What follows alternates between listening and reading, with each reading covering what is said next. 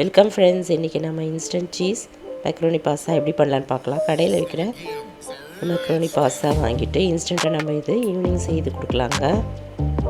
பசங்க விரும்பி சாப்பிடுவாங்க. வாங்க இது எப்படி பண்ணலான்னு பார்க்கலாம்.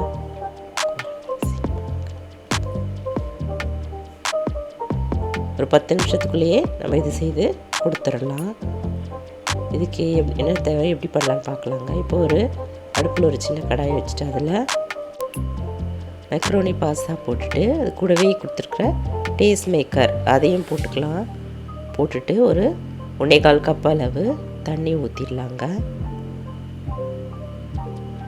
தண்ணி ஊற்றிட்டு நம்ம கரண்டியில் இப்படி கலந்துகிட்டே இருக்கலாம். நல்லா ஹை ஃப்ளேம்லேயே வச்சுக்கலாம். அடுப்பை ஹை ஃப்ளேம்லேயே வச்சுட்டு நம்ம இப்படி கிளறிட்டே இருக்கலாம். நல்லா கொதி வரட்டும்.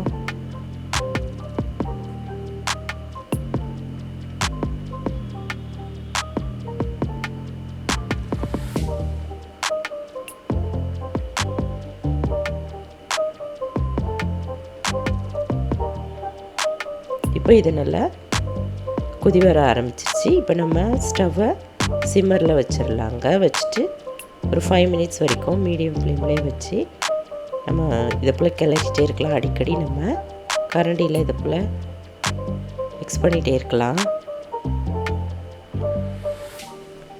5 நிமிஷம் கழித்து பார்க்கலாங்க.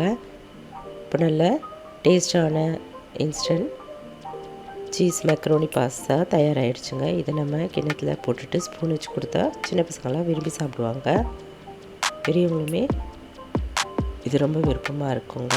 நீங்களும் இந்த டேஸ்டியான மேக்ரோனி சீஸ் பாஸ்தா ட்ரை பண்ணி பாருங்கள்.